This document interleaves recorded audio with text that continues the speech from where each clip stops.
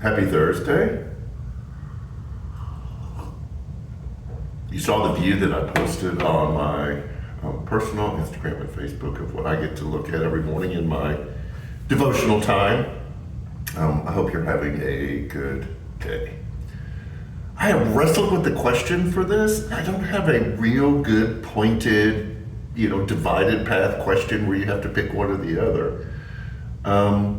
Hopefully it'll arise out of me just kind of rambling. First of all, let me say this.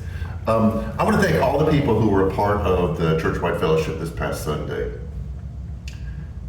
Absolutely fantastic.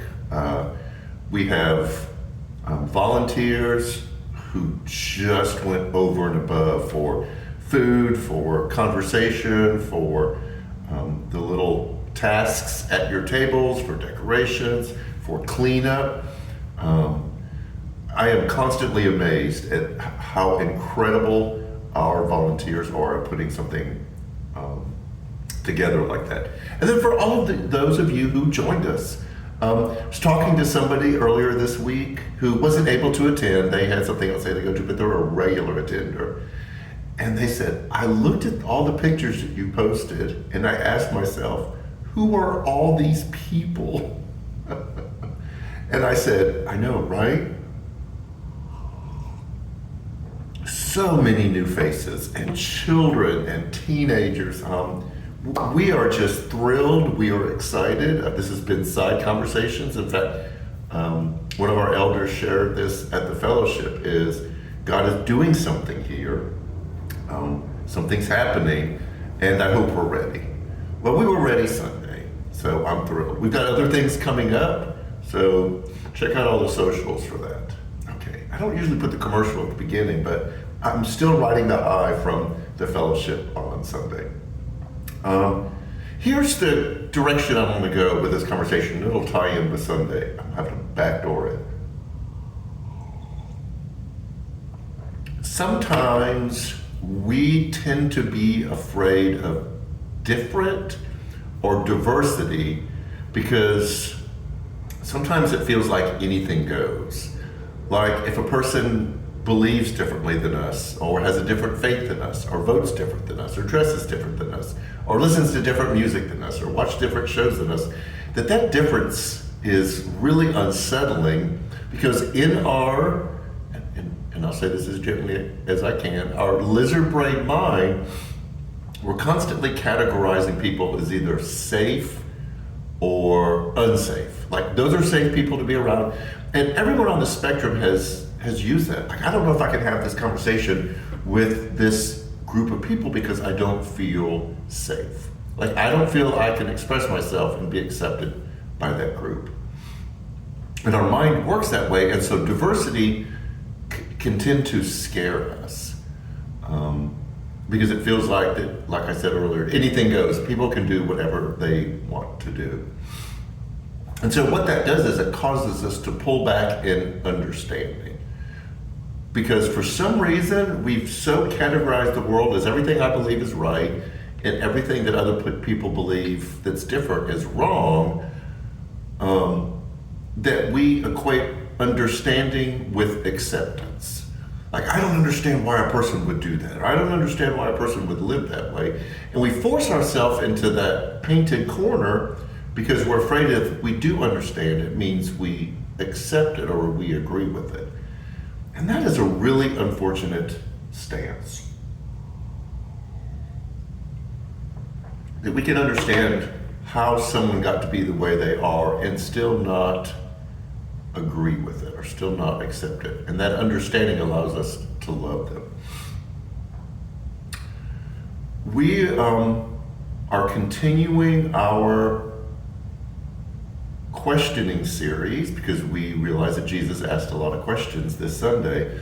And we are hitting a big one that is going to be meaty and in-depth, and it's going to be a lot. I'm just going to give you a heads up. It's what is the Bible and what do we use it for? Why does it matter?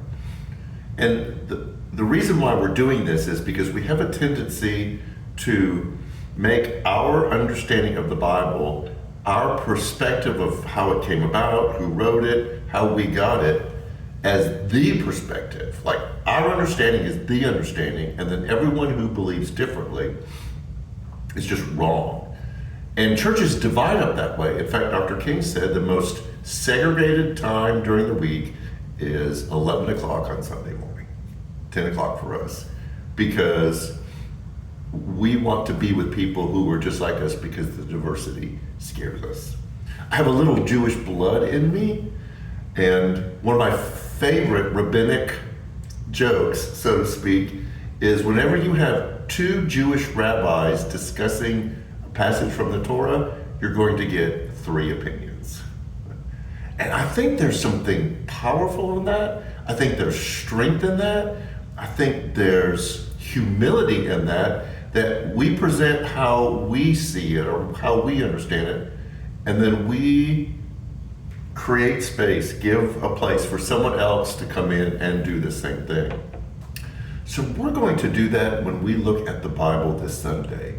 It's what would it be like to look at it from a different perspective? What would it look like to have a new understanding of it? What would it look like to hear new information about how the Bible came together? And how would that affect the way that we approach it, and the way that we read it, and the way that we understand it? And most importantly,